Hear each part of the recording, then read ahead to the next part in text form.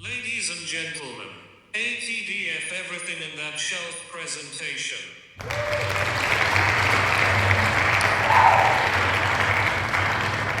Welcome back, everybody. It's Good me. morning, everyone. Fuck. Okay, hold on a second. Well, I'm not keeping that in. All right. You're now rocking with TDF everything. Spoiled Rotten.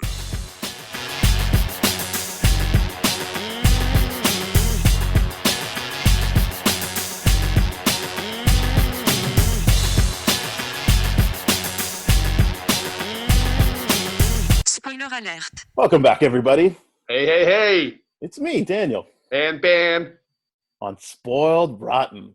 on that shelf. Boom. Yeah. Yeah, you know what this is, the podcast where we talk about things we want to talk about. And since it's quarantine and nothing's coming out, we're revisiting the classics, baby. That's right. We're inspired by Hollywood itself. We're remaking and redoing the stuff that we've done. Well, actually, that's not true. We haven't this is actually stuff we've reviewed never these talked about. classic things. We just watched them in the past before and never actually officially reviewed them because we thought, hey, who would want to go back to the 1980s for superhero stuff when we can talk about the current Man of Steel or whatever? Which we haven't even talked about Man of Steel really officially. That's true. We're going to have to talk to Man of Steel at some point because we're talking about Superman so much. Yeah. But anyways, today's episode, we're doing Superman 2. Direct lead up to the last episode we did, Superman. Which, interesting movie. So, as I said on the last episode, I'd only ever seen the version where they put Richard Donner's stuff into the movie. Mm-hmm. You just reminded me I forgot to get water again. Shit. All right. Well, that's fine. But I'd only ever seen that. So, in my head, I was like, I like 2 better. But now I don't know if I like 2 better. So, here's my question to you.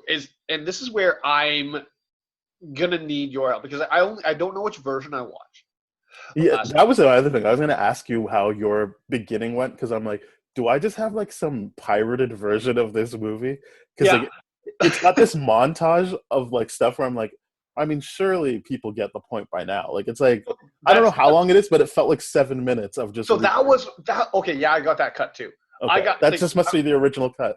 That was so weird to me. Because I'm like, was this something they did back then for movies, like for sequels? Not for that long. I haven't seen any other sequel do anything like that. So it was super weird where like, usually when they do something like that, like the only movie I've seen that done in is Mortal Kombat 2. And the reason why they did that was because they recasted Sonya.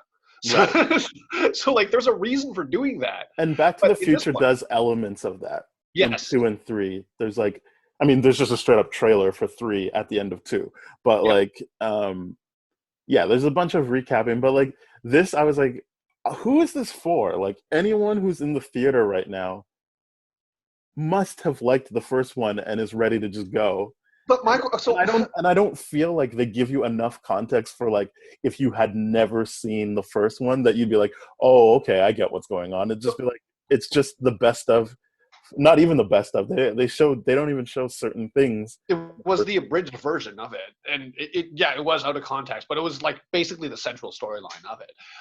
What I thought it was 2 things. Multiple things. I shouldn't say 2 because I tend to lose track of my lists.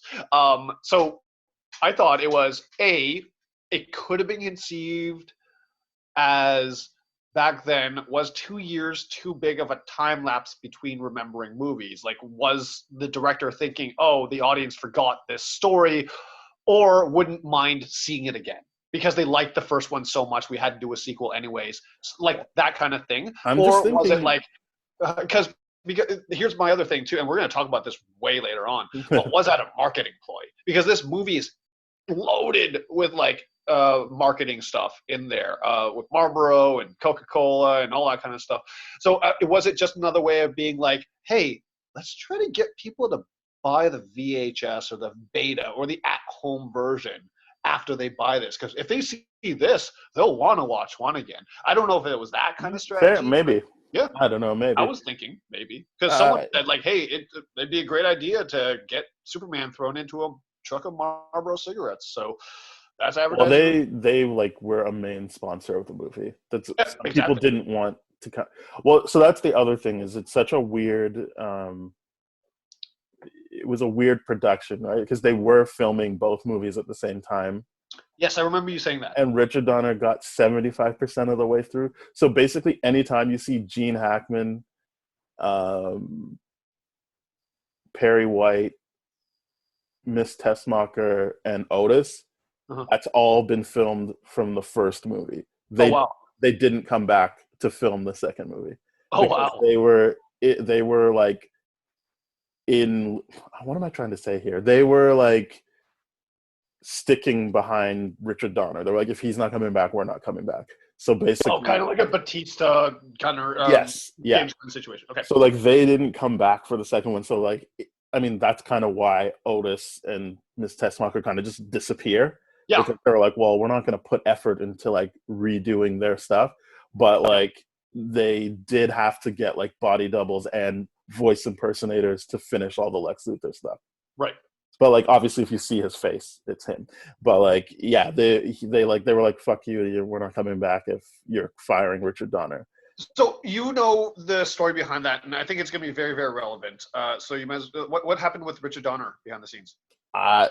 They just didn't like him. I don't know. It seems weird. Like, especially if he gets you that first movie, it seems weird that you wouldn't trust him to finish out this second movie, because that was the other thing. He filmed stuff with because the version I saw back in the day had Marlon Brando in it again, but they switched it out for his mom in this movie.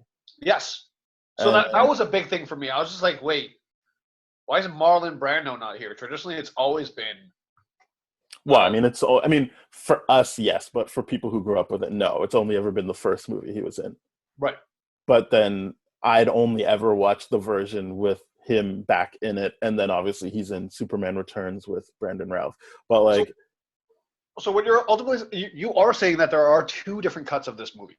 This is not like a Zack Snyder. So like the problem is I only watched that cut once, and so I've put in my head there was like elements of like Superman being drunk and like angry when he decides to give up his powers or whatever. Like for me, when I watched the first one, and this might just be me like making a better movie in my head, but like for me, there was like a much more logical progression to like him being like, all right, I'm giving up my powers to be with Lois Lane, like in the version I saw, and then there was like an element of like really like playing up how bad he felt while he didn't have his powers, and like yes, it shows him getting beat up, but like also him being drunk and all, like just him experiencing all these human things and that not going well for him, which I don't feel like they really lean into in this movie. And also I was kind of like, why would he, like, I get that the mom was like, if you want to live with a mortal, you have to like become mortal, but I was like, what? Why would you listen to her? Why can't you do whatever you want? Just do whatever you want. Like, what? I agree, because it's just like it felt so stupid to me from the perspective of you sent your son away, and maybe I'm getting this concept mixed up with the Man of Steel one, where they are like, oh, because in the Man of Steel one where they're like, okay, we send your Kal-El away with the the cryptograph or whatever it is that with a genome sequence of everyone. So them Zod finding Superman and that genome made more sense than this, in the sense where this was just, it's weird.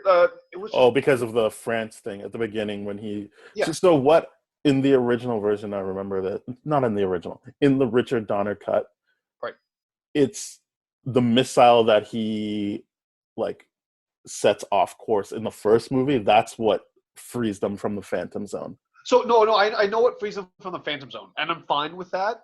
No, you're saying why they come, but that's why I was going to just get to that. Like that, they didn't do a good job of like, I feel like for 2 movies in a row now, they haven't done a good job of marrying the hero with the villain.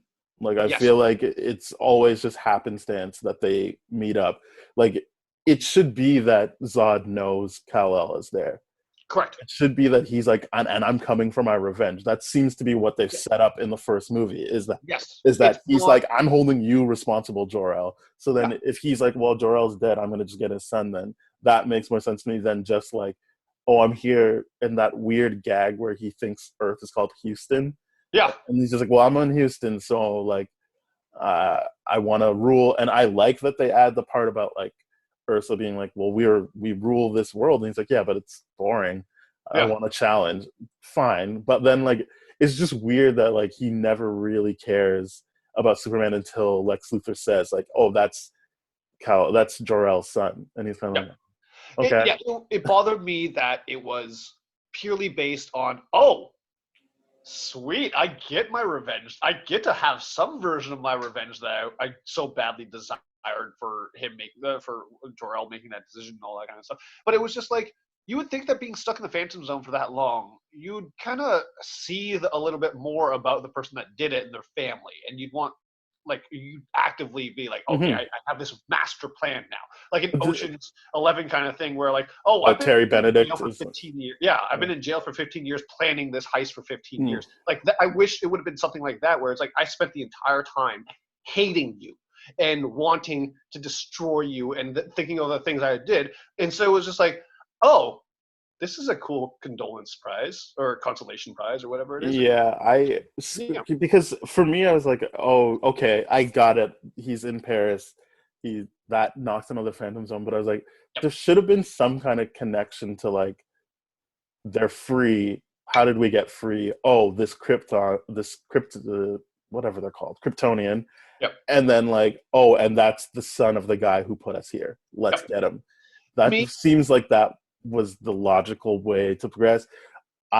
Doesn't matter how they get knocked out, if they for whatever reason they reshot it so that it was that save that he does at the beginning of this movie. I kind of would have liked it if it was like, oh, that thing that happened in the first movie that you thought that was like a win for him, but that actually caused this bigger problem for him. Where that would justify the flashback so much more, in my opinion, and that would be cool, so much cooler. I mean, don't get me wrong, that whole 7-minute intro and everything like that, sure, like, I still don't love it. I don't like it. I think it's something definitely it makes it feel like a TV episode. Yeah, I know. Like a TV movie. And I will stick by that. Even if it was in TV, that all of those clips, I'd be like, this still doesn't really give me the point of what you get. Like, I'm just like, okay, yeah.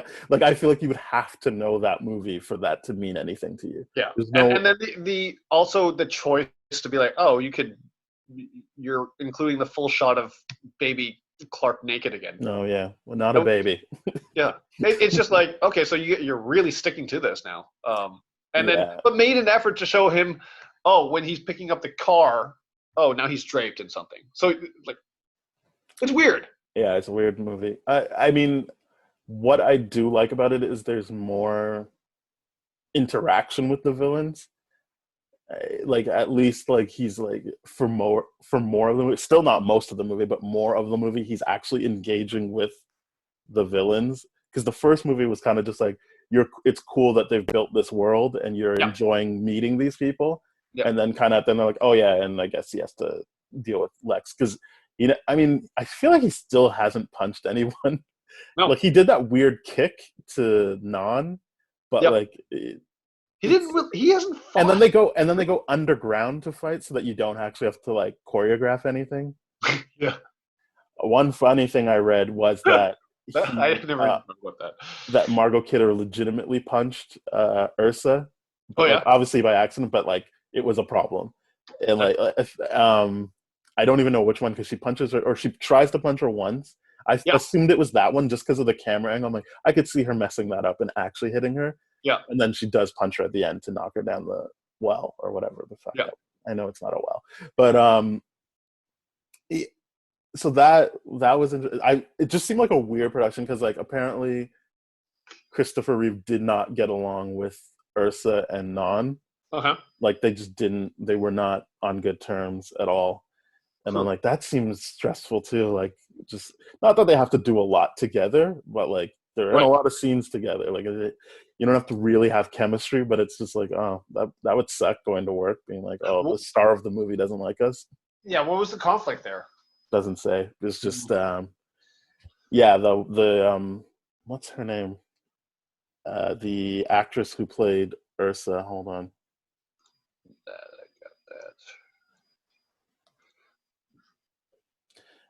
She was just like, yeah, she kind of did this tell-all interview where it was like, yep, got punched in the face, broke my nose, and did not get along with the lead. Sarah Douglas Yes, Sarah is who Douglas. played Ursa. Wow. So yeah, she did. I mean, obviously, I'm assuming that would be good for her career to be in such a Mhm. big movie, but doesn't seem like she had a great time doing it. Mhm. Um, but yeah, I was, I don't know. It felt flat for me this time around, even though the first time I watched it, I kind of liked it better than the original Superman. Yeah. And I don't know if that's also like I watched it when it came out. Like that was like it's funny that people want the Snyder cut, but they actually did get a Donner cut the same way. Like Yeah. they did petition, they did be like, hey, like we need this cut.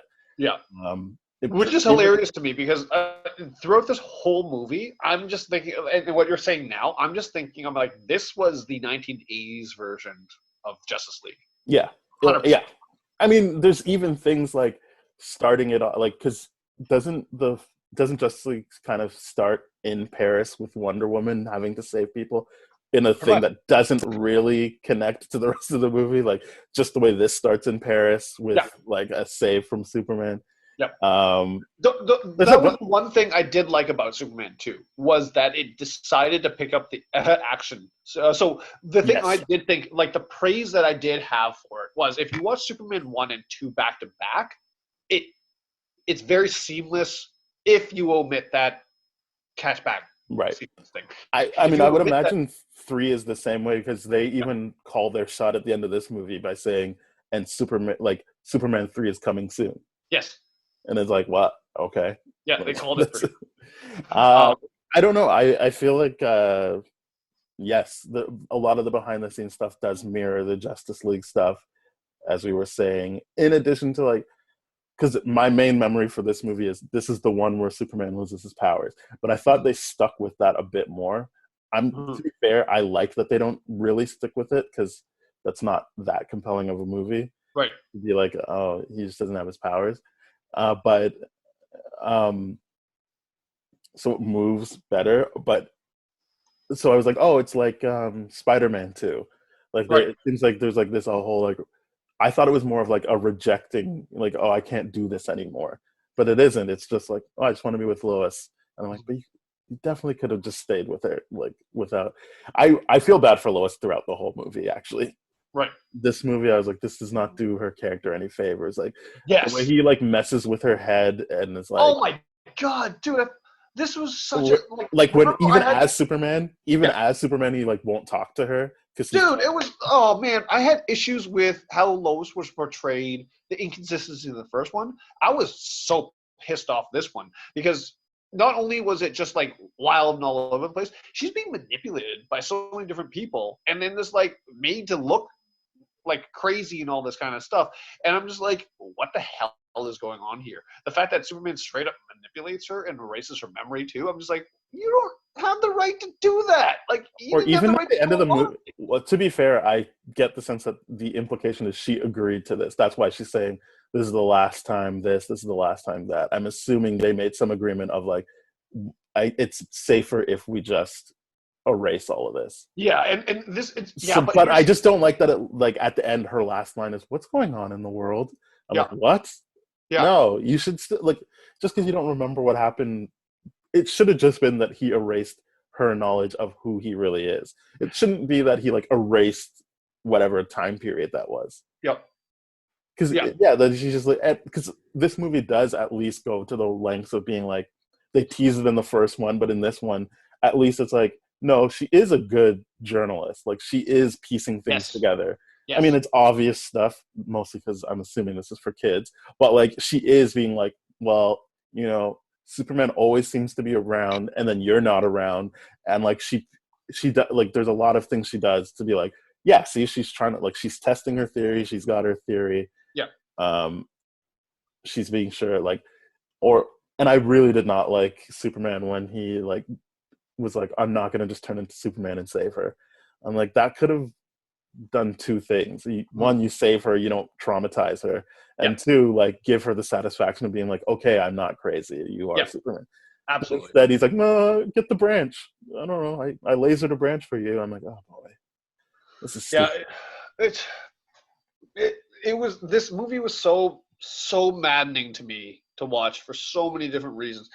The idea of consent is going to come up multiple times in my critique of this movie, because at no point in time are these things discussed, and it needs to be discussed. The idea of like, so I guess it wasn't the Donner cut that I watched, because the mom was in it, so it was the one that they. No, I'm assuming like it would be like labeled as Donner cut because it came out in 2006. Sure. So like you would have like I'm just saying you definitely watched what everyone saw in theaters. Yes, I saw the theatrical cut version, or theatrical release version, and everything like that, which did not make sense. It was a nightmare. But the idea of consent here is something that I'm going to touch upon now, and this movie really, really pisses me off about it, because there was multiple points in time where consent was breached. Not only from the sexual stuff, because there was consent there, nonverbal, but the idea of like, oh, in order for Superman to be with Lois, this part pisses me off. It never was explained why he had to take away his powers. It never made sense to me whatsoever. Was that a Kryptonian kind of cultural thing? Because it couldn't make sense. It's just so that the movie could be like, this is how he loses powers. Which, absolutely, but there was no real reason. There's no real reason to do it. It's just the idea of like, you have to take away your powers in order to be with her. Well, that doesn't make sense, because first of all the projector, the hologram of the mom is not new information that they can give. It's all old information. They can't provide new stuff and can't create new rules. Because if on Krypton it was like, oh, in order for you to get married, you have to remove your powers.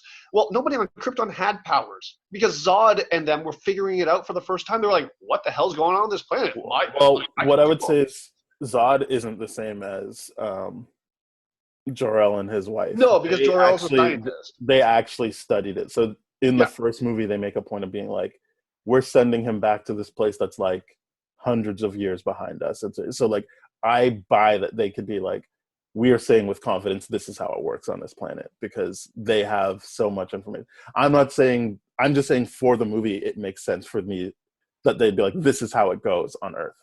Only because they've studied, and whether or not they're right, there would be no one to challenge them, and they would be like, this is how it goes there. So I get that, but what I'm saying is they should have given a couple more lines of the mother explaining why it would be beneficial for him to give up his powers. Correct, because that's not a Kryptonian thing. If it's one of those things where it's like, in order for you to truly be with her, you have to give up your powers, you have to sacrifice your powers, because your powers will always be a threat to her, would make the most sense. That is the thing that makes the most sense. But it's for her to be like, you have to do it in order to be with her. Are you sure? That makes it seem like it was a Kryptonian cultural wedding thing, in which case that doesn't make sense at all. And it makes it also so ridiculous, because it's just like, okay, if there's no Kryptonian cultural rule telling you have to give up your powers in order to be with her, and so I'm basing this on the idea that you're following Earth customs, in which case Earth customs, assuming Christian ideological values in America, there would be a marriage before then. If they were using that vehicle to reinforce conservative idealism, there would be a marriage before the sex scene. There was no marriage whatsoever. There was writing of marriage in the synopsis of the movie when I downloaded it, but there was no marriage. So it was just this weird thing of like, you have to give up your powers, have sex with her, is what it made it seem like. And then the torment he goes through afterwards, we'll talk about that later, but I had a lot of problems with that scene, because she goes after dinner, is like, can I get into something more comfortable? And he gives that creepy yes smile, which is so funny to see. Because he does the creepy smile so well, but because he's so good looking, nobody really realizes it's creepy. Right. Then during that scene where she's getting changed, he just goes up and, hey mom, yeah, I want to be with her. I'm going to make this decision without her. Cool? Yeah. And she's watching this whole thing unfold, and she's just letting it. I'm like, what the hell's happening? Where's the consent here? Just be like, why do you have to give up your powers? I fell in love with Superman, not Clark Kent. Why are you changing him to Clark Kent? I don't want Clark Kent. They did make that. I would say this though, like on that end, I don't know what her. If you're talking about consent, like it's him being like, "This is how I want to change myself to be with her." Like that's. It would be weird if she's like, "No, you can't." You can't, like. It's not really her place to be like, "You're not allowed to change." No. It's not whether or not it's her place to decide whether or not he can change, and that's fully his decision. It's the idea that there was no discussion between something that's going to drastically affect both of them. That's where the I agree with that. I feel like this movie isn't showing those conversations mostly because obviously for the time no one thinks about that, but I still feel like the assumption is that she's like, okay, you are Superman. Yes. And then his understanding of that is like, so then she does like me, and like, the more I think about the whole like Kryptonian thing is more like, yeah, like if you want to live with them, or if you want to like be with her in that way, yeah, there's going to be an imbalance if you've got all these powers, and she'll always be at that thing. You still there? Yep. Okay. Well, yeah, you're cutting out a bit. Sorry. Yep. But yeah, I think the idea is like there isn't power imbalance, which is why you should give up your powers, because there's just that physical thing, and probably mentally if you're not like on that thing. That was one thing I thought about too, is like the hilarity of it. And it's always been joked about in like Superman side comic fiction, whatever. Is like if Superman were to have sex with Lois, what would actually happen? Yeah, I mean, there's been stories. It hasn't even been side like that. It had adverse effects. Yeah. Right, on her, and it's just the idea of like, okay, if that was the case, it's like, oh, you have to give up your powers to have sex with her safely. That would make sense, but they would never put that in dialogue there. No, they wouldn't, and I do think it's more the idea that like if you're in on this, you should go all the way in and like renounce your powers. And yeah, again, I feel like he should be like, all right, that's a great suggestion. I'm not going to, but I understand why the idea is more like, if you're in on this, just be in it, which does go against what they were talking about in the first movie, which is you should lead them and you will be able to lead them because of your power. But if they are like, well, if your idea is just you want to settle down with this woman, then yeah, you should just like go all in on that, which I'm glad the movie actually brings it up, is that at that point when he loses the fight, and he's like, you should probably like hire a bodyguard. So I don't want a bodyguard. I want the man I fell in love with. Yeah. Which is basically saying, well, she fell in love with Superman, not Clark Kent. Yeah. So the movie acknowledges that that's what happened. It's just, it's just that awkward thing of like how much of this movie needs to have those conversations in it if it's ultimately a kids movie that's not really exploring that. It's just and that's what bothers me even more about it is like, oh god, it's the idea that kids of that generation saw that. It's like, oh, that's what the norm is, that men are making all the decisions without the women. Because the thing that was the issue is like, oh, you did that without telling me at all. Great, you made that decision for both of us. Thanks. That was not cool, dude. Not cool. Moving on from that, though, because I'm going to get really pissed off about that if we keep talking about that. Let's talk about some of the other aspects of this movie. So the Donner cut thing here is definitely one of the biggest impacts of this movie. Let's talk about a little bit more about what are the changes that would have been originally there, and then some of the some of the changes that were here that were drastically different. Obviously, the mom scene is the biggest one because they couldn't get Marlon Brando back to this. Because I'm reading now as we're talking. He was suing the producer. Yeah, he was suing the producer, and the idea of using, and this is why during the flashback scenes, Jor-El was never pictured or anything like that, was because his name or likeness was used without his consent. And that was negotiated. It was not negotiated in the first contract, and so if they did do it, he got a restraining order, and he also got $15 million from the settlement. Marlon Brando. Good for him. That, because you can't just use someone's image without doing it for profit, and all that kind of stuff, right? So this is not. So this is nonsense. So the mom being in there. What do The you think? beginning, Yep. not the montage, but like legitimately like that beginning scene with Yep. um in Paris changes the events of things. And just well, actually, yeah, during the recap when they erase Marlon Brando, like Jor-El from that, Yep. so that it's not him saying "I hold you responsible for this." That kind of helps them pivot into the movie they wanted to make by Yep. making you forget that he actually did have a grudge against the House of L. Yep. But yeah, other than that, I don't. I only have unless you've got a list, I don't actually remember all the changes. Gotcha.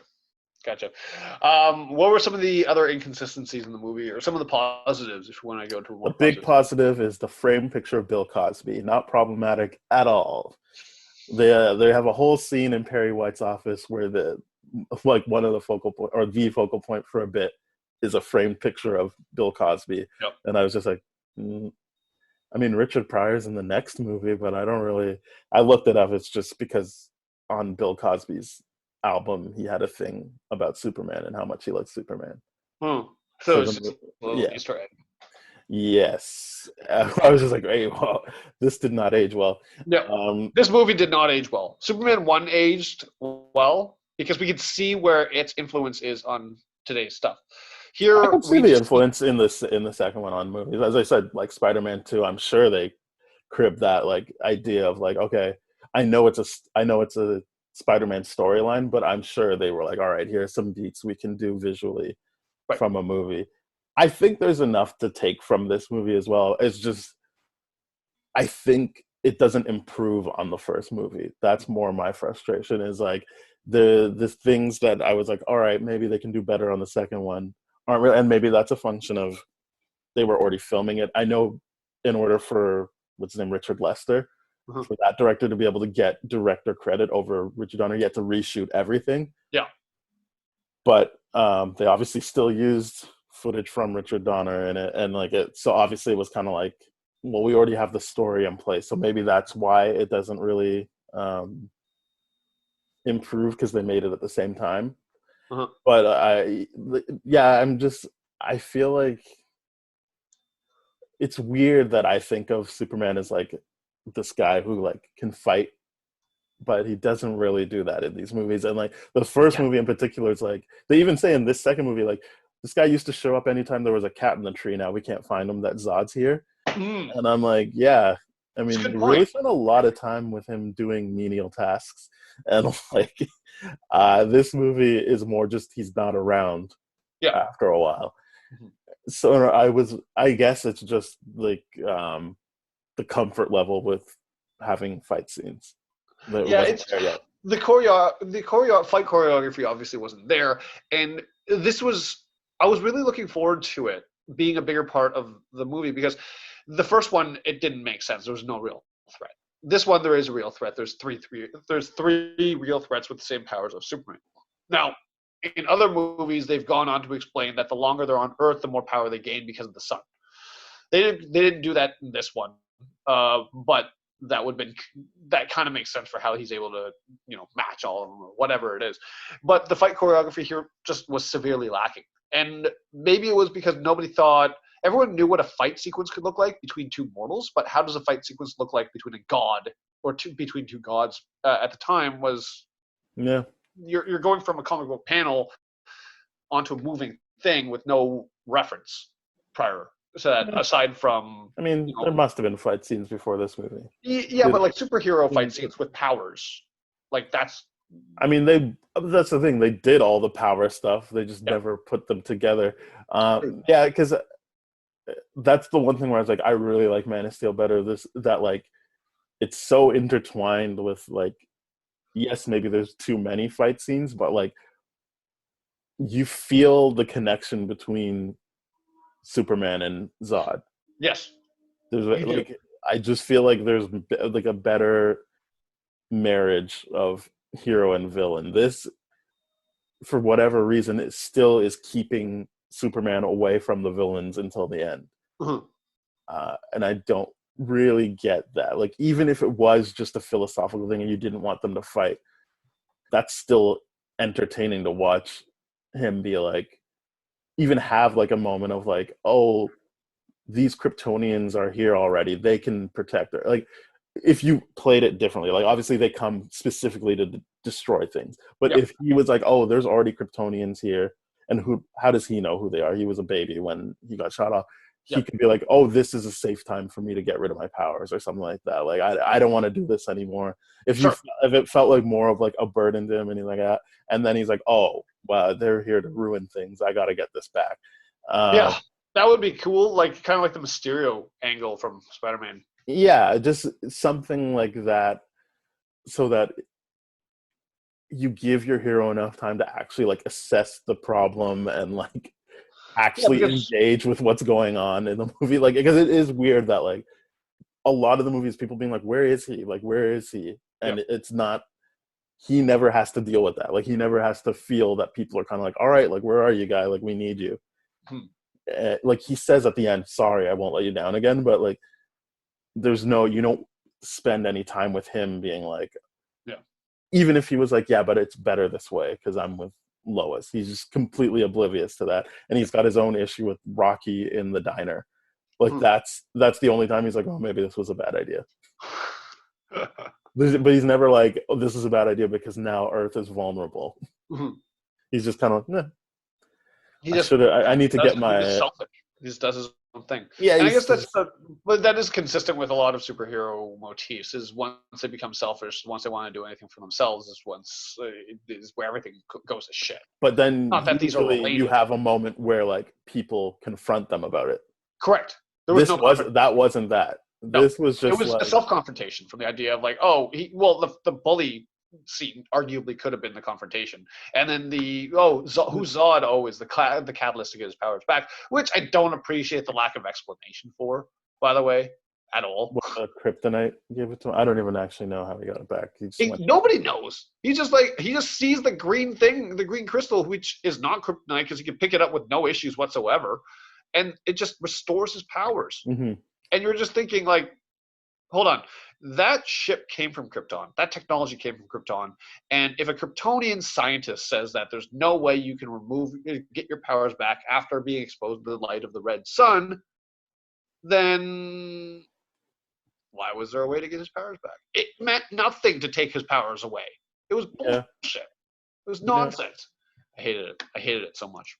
I agree with you on that one. But I mean, like, obviously, since I'd seen the movie before, I'm like, well, I know he's going to get his powers back. And they do have that thing where when Lex and Miss Tessmacher are there, you see the crystal. So I'm like, I'm sure this will tie into the movie somehow. And it does. But, it wasn't I also didn't care as much. I was kind of like, meh, whatever. I know he's got to get his powers back. It just seemed weird that they spent so much time being like, oh, you're never going to get it back. You sure? Because it's certainly, there's no way to get your powers back. Just making it clear you will not get your powers back. Yep. It's just, oh, God, this movie is a nightmare. It was a nightmare. Honestly, it was. It's weird because it is on IMDb ranked higher by the actual critics, not the user score. Yes. And it is Christopher Reeve's favorite of the movies. Is it really? Yeah. Why? I'm sure it's, well, one, he's in the whole thing. You don't have to wait like 20 minutes before he actually shows up on screen. That is true. I would imagine he likes that. Yeah. Okay, that's fair.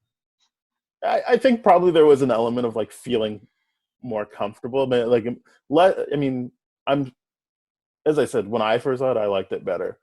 But yeah, I think there's probably like a confidence of being like, all right, we know what we're doing now. We've hit our stride.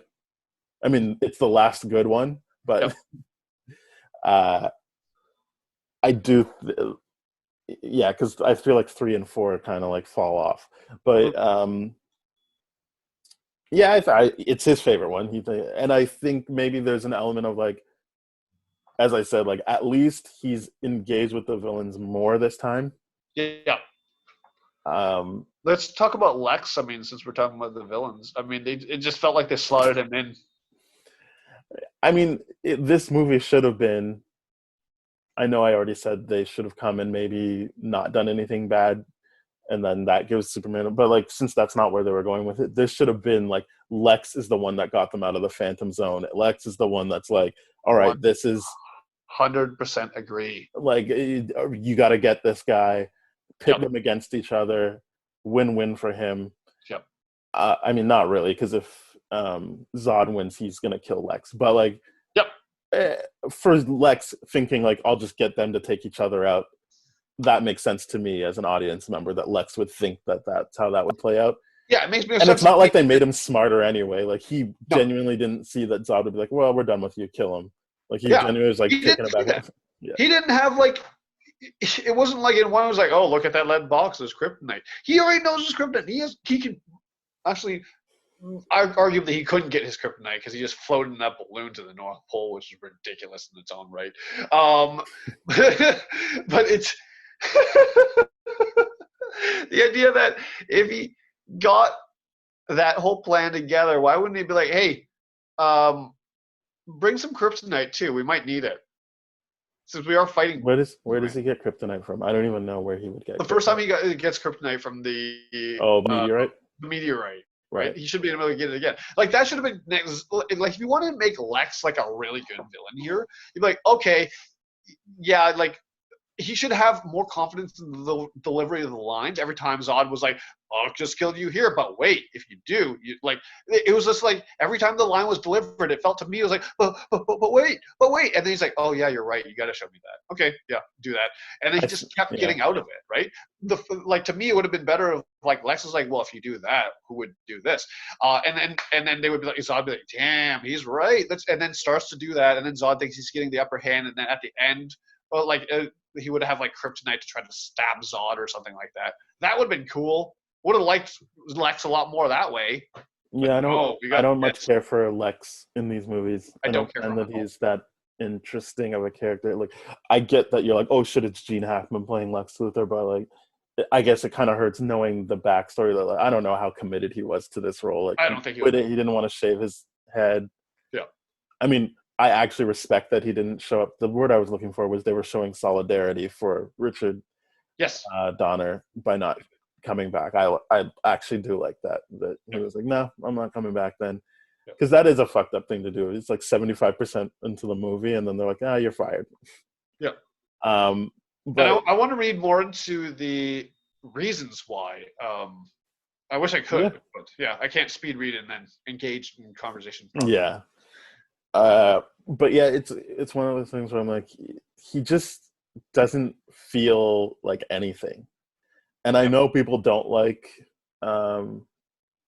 Jesse Eisenberg as Lex Luthor, but like, I feel like he's a more engaged villain. Like, I feel like he's getting at something, like there's something there to engage with, less than this Lex Luthor who's just like, I don't know. I like Jesse Eisenberg's spin on Lex. It seems personal. It seems like he's like, no, I need to like prove I'm better than Superman. Yeah, because to me, I can identify with that, where that emotion comes from. I think a lot of people can. Is the idea of like, and we've seen this motif before, this character. And funnily enough, you see it right now. If anyone is interested, loves basketball, like the Last Dance docuseries on Netflix is amazing at this. And the reason why I bring this up is because the GM of the Bulls exactly resembles to me what Lex would be in real life. Like a guy that's got all these capabilities and everything like that, and dominating the world, but can't do the physical things that other people can, and then having those physical things being upstaged by him. Like, he was upstaged by Jordan all the time. And he was like, but I put together the greatest franchise. What the hell? Everyone should be looking at me. But he was upstaged by him physically. And then that's where like these tensions started and all that kind of stuff. Like, it makes a lot of sense when you look at what Jesse Eisenberg's looking to do. We didn't like it at first. No, I did. Like, you didn't. Well, I didn't like it at first because I thought it was like, oh, now he's the Silicon Valley entitled brat and all this kind of stuff. Well, he still kind of is, but at the same time, you get where his motivations are coming from, and you get why he would be that way. And then like, I don't want to give Kevin Spacey too much airtime, but like, yes, even I don't even know if he was that. Like, at least I was like into his performance. Like, and I guess that also speaks to movies that give the character of Lex more time to like unfold. Yes. I don't for as much screen time as Gene Hackman gets, it's more like him doing like capers, and you're like, Yeah. okay, but like, is he a genius or no? Like, if he's not a genius, then like, He's what's not a his genius. deal? Like, He keeps like I don't saying- get what his deal is. I don't understand why we would care about this character. Yeah. He doesn't And he seem just keeps saying, like, particularly I'm the rich. greatest criminal mastermind. I'm the greatest criminal mastermind. It's like, he just keeps saying that. And it's just like, then why do you have an idiot as a henchman? Yeah, I You like. hire a better Is he henchman. rich in this? Even like, I feel like he's nothing. Like, he's a My assumption nobody. is that he's rich, he's got resources, but because he's No, he lives underground. He's not rich. Not like he like in the first movie he lives under, like when he says like, hey, like how many guys have a Park Avenue address? She's like, you live under it. Like, what are you talking about? Like, he lives like a Dude, Ninja that's- Turtle. He's yeah. not rich. Like, he's not. disagree. nobody. That is an awesome lair. Like, that is It's a layer, we're but you don't we're need talking money for that. marble. We're like, that is cool, man. I'm liking that place. Like, This is into not a it. comment on how cool he is. This is a comment on like, what is he like? Why it doesn't why is he explain, set like, up as this character other than Lex Luthor from the comics? yeah, where are your resources coming from? Like, are you a businessman? Are you this? Are you like, what the hell, Lex? Like there's no explanation for Lex. It's just like, oh, it's just this dude that's kind of evil, but doesn't really show it until the end of the movie for the first one, and then throughout the second one, he's got this imaginary title that he's trying to hold on to. Like, what the hell? Like, I thought what he was gonna say, like, he's like, oh, I want one thing, and then he points at Australia. I'm like, okay. Like, I thought this is where you're like, I want to be president of the United States, and then Zod would be like fucking king of the world or whatever. Yeah, You know what I mean? Like, I thought that's what he was gonna do.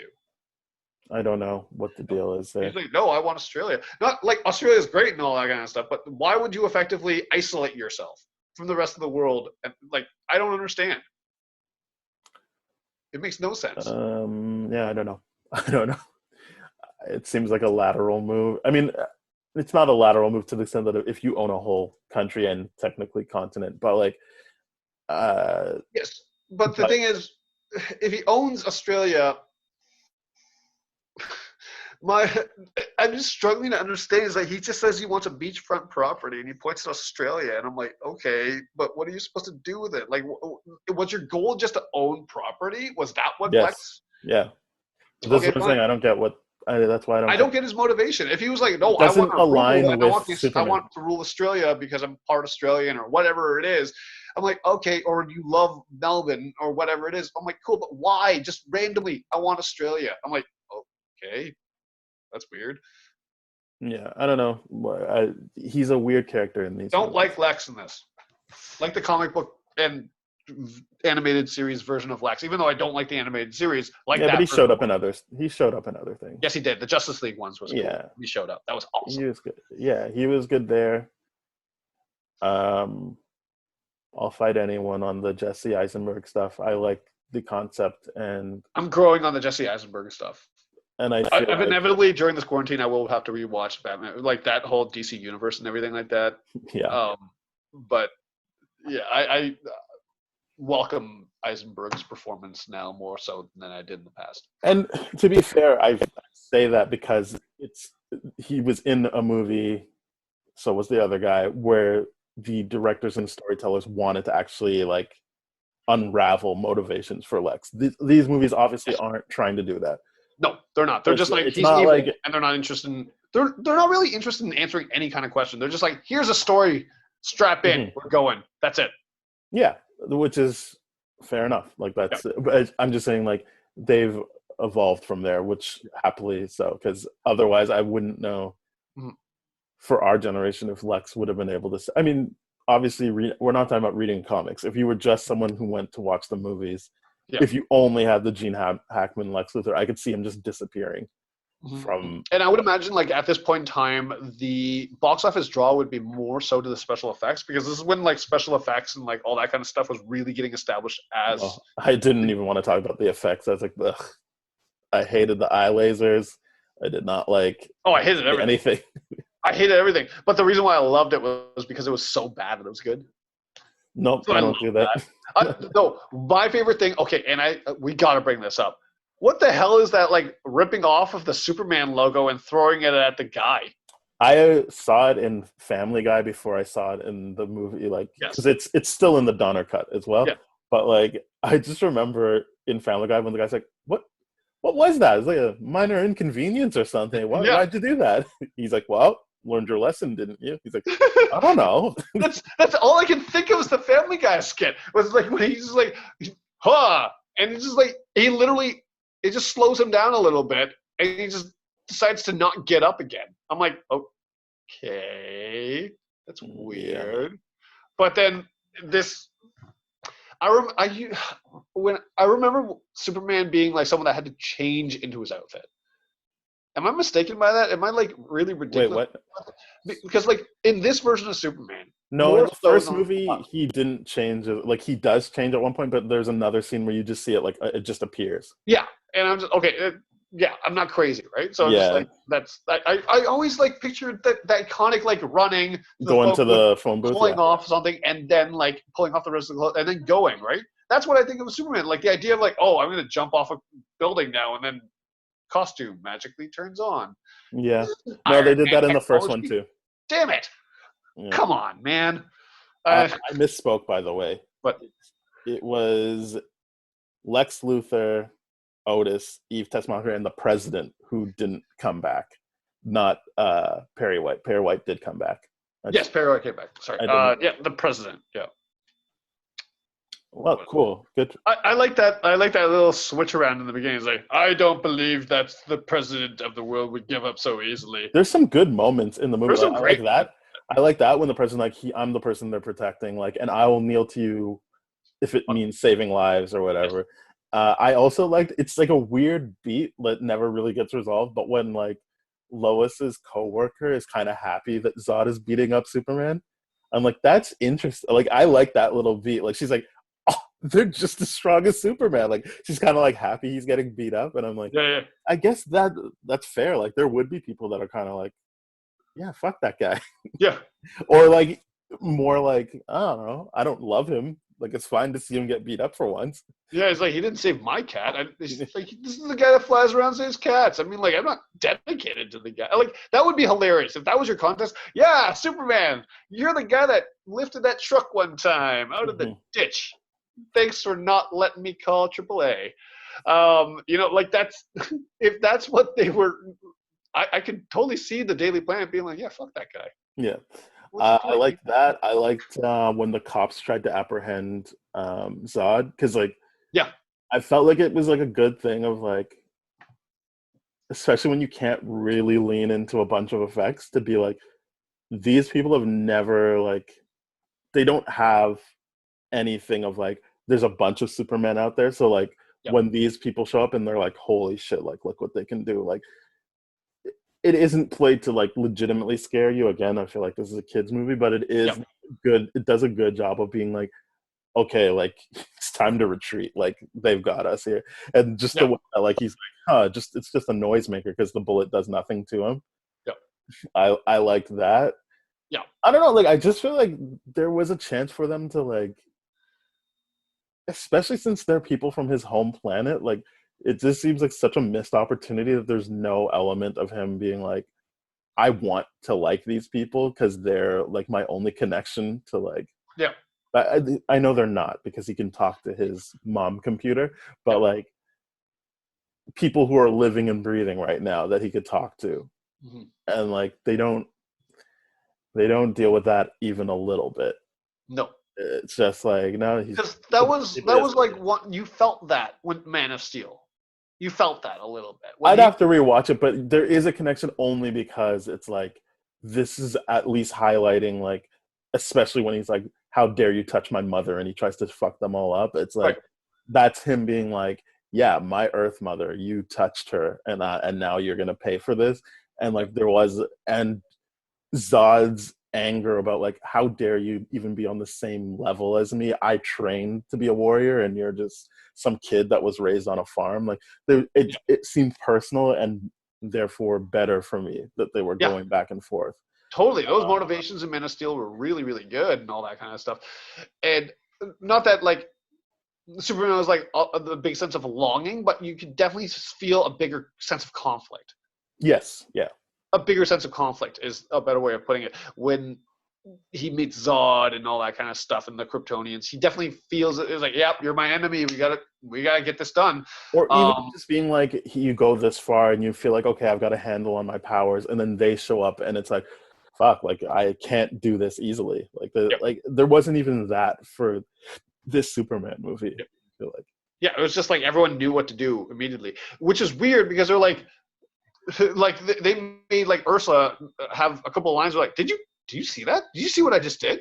That's cool. Like when she did that, it was like, okay, you guys clearly don't know what you're capable of. Like, but I get the sense a lot of time passed. Like, yes. So there's the initial thing where she fries the snake, and then you even see Non trying to do it outside of the diner or wherever they were.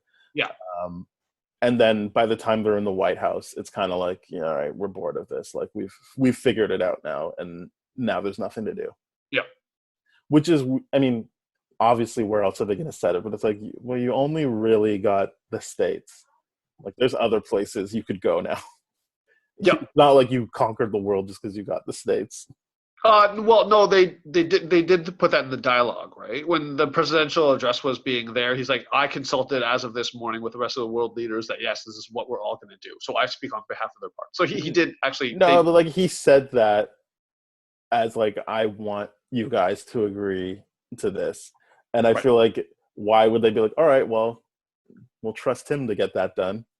Seems like if your whole thing was to actually subjugate people, you would then move on and subjugate the next place and not just take their word for it.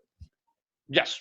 Especially my understanding of things back then was that information couldn't travel as fast as it does now.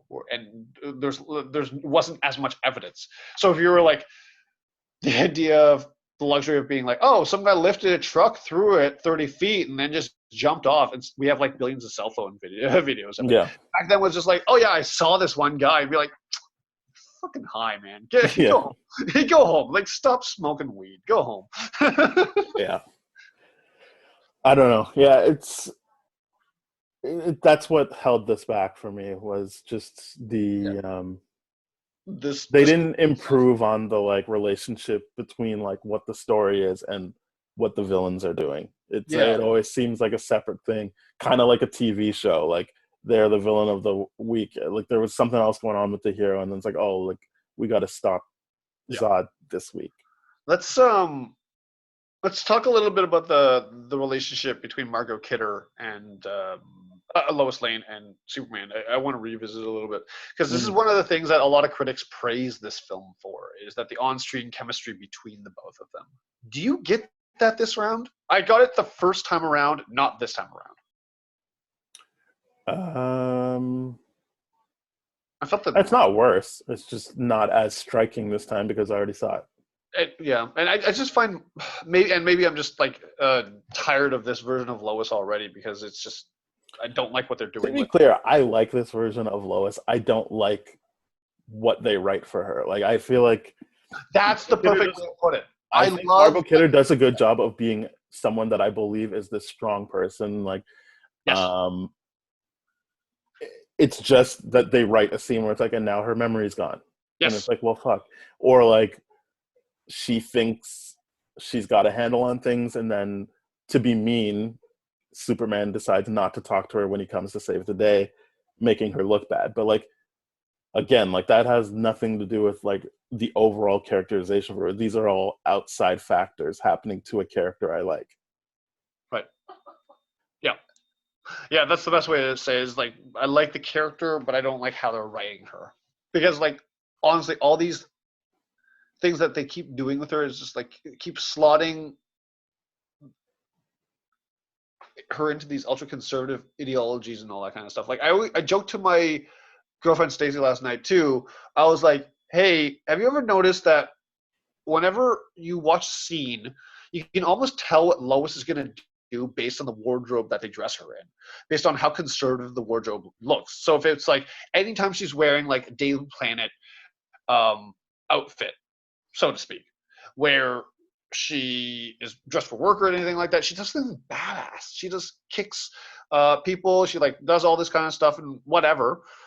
But then every time she's dressed in anything remotely conservative, where it's just like, oh, necklines up to whatever and all that kind of stuff, and it's just like really, really old school stuff. Like I remember that last blouse that she was wearing when she kisses Superman and everything like that, and it's like super conservative, like librarian kind of stuff. So you're just like, I made that comment. I'm like, have you ever noticed that each scene that she's in, depending on what she's wearing, you can tell almost what she's going to do, whether or not she's going to be rebellious and independent and a fighter, or if she's going to be subservient and like, you know, all that kind of stuff. It's a really weird thing. Very, very odd. Mm. That's something. I mean, that probably is by design. I don't know. I'm not sure I see her being as subservient as you do. Again, I feel like a lot of it is factors happening outside of her thing. Because like even in that diner thing, she is technically more successful than Clark is when she like actually fights the guy and like jumps on him. Like she does it without fear. It's not like she like needed him to save her. Like she's out there like telling him what to do, like go get me hot dogs and orange juice, and like she's got her own thing going on most of the time, especially in this movie and in the first movie. And yes, she kind of like doesn't say anything when he's like, I'm gonna lose my powers. Until she needs to say something, and then she's like, yeah, like I fell in love with Superman and you took him away.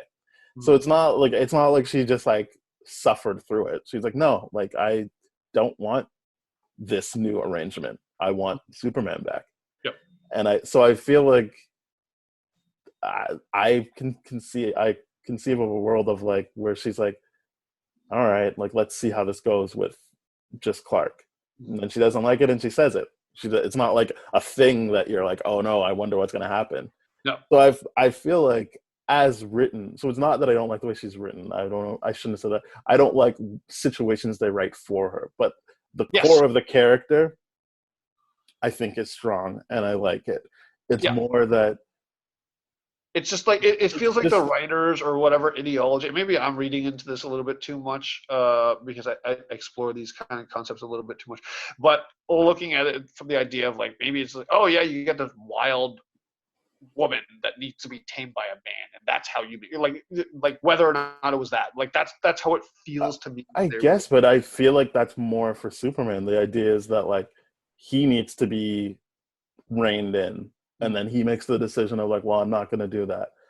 I need to be Superman, which means I'm not going to be with the woman I love.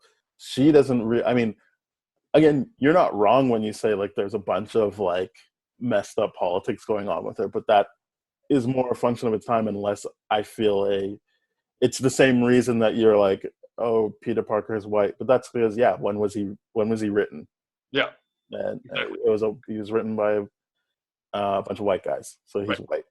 And who's writing this movie? And so I feel like it's less of a malicious thing and more of just like a reflection of the times. A reflection of the time, and as such, she probably comes off better than most other female characters would have. Right. And I guess that's where a lot of my problems and issues with this movie start. Like, and I get that with Superman 1. I get this a lot more Superman 2 when they're talking about the romantic angle a lot more from a long-term perspective as opposed to a new budding romance perspective.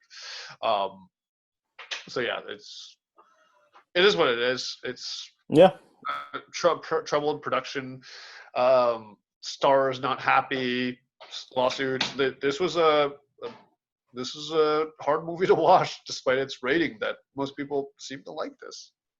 Yeah, I mean, if you grew up with it, I think especially now it's hard to revisit it after you go through something like the Nolan Batmans or the Infinity Saga. But I'm trying to divorce myself of those movies. Yeah, and that's something I got to keep reminding myself of too, is because like this was done 1980. Man of Steel was released 2013.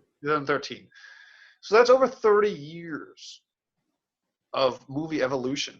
Yeah. From a storytelling perspective, from a character writing perspective, from technology, like and even taking movies like this more like, again, I feel like we can agree they take this movie seriously. This wasn't like they weren't like, oh, can you believe it, Superman? But like wherever they were at when they made this movie, it's only gotten better even by the time we get to Man of Steel, let alone like something like Endgame. Yeah. So I'm always thinking of, when I'm watching these classic films, when we're doing this classic film series for our listeners, is that we're not judging it by today's standards, but we're looking at how this film boosted today's standards. And for me, I don't feel that this film did that. I don't think. do. I can see a lot of people seeing this and then seeing ways to improve on it. Yes. Yeah. Yeah. Versus Superman 1, you can definitely see where that blueprint come from and where everything now comes from. The Kevin Feige comment speaks to that a lot, where he's like, every new production, you guys have to watch Superman in order to get it. Like, that is really, really cool to me. But Superman 2 just does not have any kind of, oh, I see where they took this. I see how they built this into something better. This is something that to me was the 1980s version of Batman versus Superman. Or Justice League, as a better example. Justice League is a better example. Much better example. And we know how that. So, will we get a Snyder cut? Like, will they get a Donner cut? No. I don't. I think I don't think they're on good terms with Snyder. So. Nope. And Snyder keeps poking at them. Whereas Warner Brothers eventually got back on board with Richard Donner, obviously. Which is why you can cut and that also happened so much further away. Yes. Like that was decades before you saw a Donner cut. Right. So I guess I shouldn't say no. I should just say it's not like what people have been saying, like, oh, it's coming out with HBO Max or whatever they're calling it. Like, it's going to be decades before you get a Snyder cut, if you do. And it also feels like, actually, no, when I say it, it's not completely finished footage. Yep. But, like, I feel like he was further along than Snyder. Because even Snyder is saying, oh, I haven't finished, like, the stuff. I know people like Jason Momoa is like, oh, you think he hasn't finished it? Wink, wink. But, like, he has said, like, I would need money to finish, like, actually finish the movie. Yeah. No, there's no way it's finished. There's no way it's finished. That's right. I'm not saying there's no way. I'm just saying he has said. I think there's a rough cut. I think the final polishing, audio, and all that kind of stuff is what he's alluding to. But what Momoa was talking about was like, yeah, there's a cut. It's not the diamond that needs to be from a final post-production standpoint. I think that's all he's speaking to. Yeah.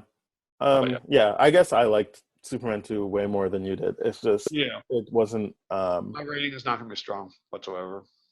It just wasn't better like I remembered it. Yeah. All right, rating time. Go for it. This is a 3. I would not watch this movie again. There's no way. Unless it was for the intent purpose of just making fun of it. Like, I would love to make fun of the logo scene so many times. There's so many things I want to say about that. Yeah. And jokes I want to write. But yeah. A 3 out of 10 for Ben. I would give it like a 6.5, maybe a 7. It's not like that far off from Superman. It's just it doesn't wow like the first one does. It's forgettable.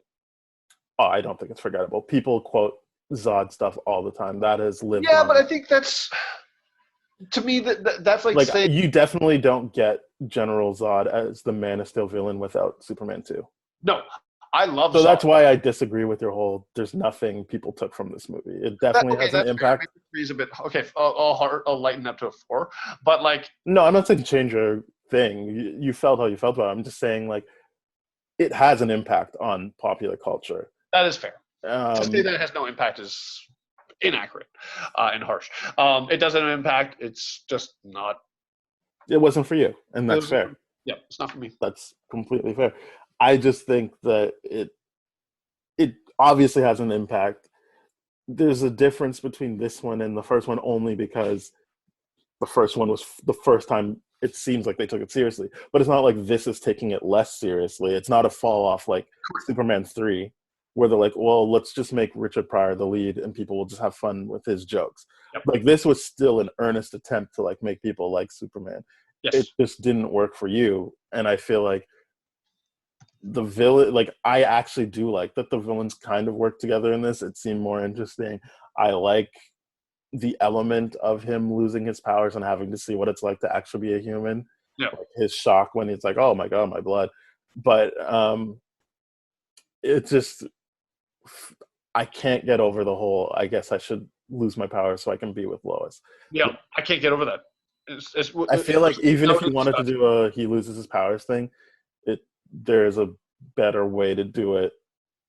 And there are so many different ways to do it. We listed off like 2 or 3 of them in this podcast alone of why he would need to do it. And I kind of feel like they missed something by not having him actually like talk to Zod and like have some kind of like element of like, and I get it, they're not trying to make him seem like he's corruptible, but like even if Zod even tried to attempt to be like, why aren't you working with us? Like we're a thing, or to continue what happened in the first movie of Zod being like, I'm coming after Superman. I'm not going to wait for 40 minutes of the movie in the White House. Like I'm coming for you. Like you're here and I want to make you pay for what your dad did to me. Yeah. But all of that kind of stuff seems like it was a missed opportunity. Yeah, it definitely was. All right. That's it. Yes. Everybody, thank you very much for listening. If you enjoyed this, or even if you didn't, there are other podcasts on That Shelf Network where we are. So please go to thatshelf.com. You'll see things like No Budget Nightmare, what a great theme song, Bad Gay Movies, Black Hole Films, Composers, Changing Reels. There's a bunch of stuff there. You should go there, listen to those podcasts. And if you want the backlog of our podcast, please go to tdferything.com/spoiledrotten. We are also at TDF Spoiled on Twitter, and you can find Ben and I's social media on the pages I mentioned already. And please get in touch with us. You can email us, spoiledpodcast@gmail.com. Please go to Apple Podcasts, Google Play, Spotify, Stitcher, iHeartRadio, anywhere you get your podcast. Subscribe, rate, review, and share with your friends. I think that's it.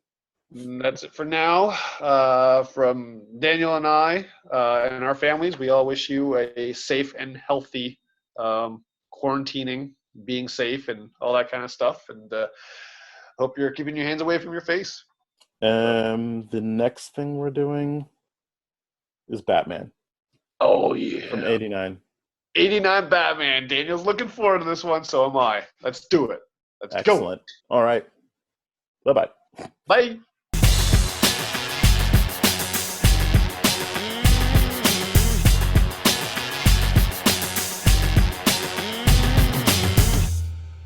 This has been a TDF Everything production, brah.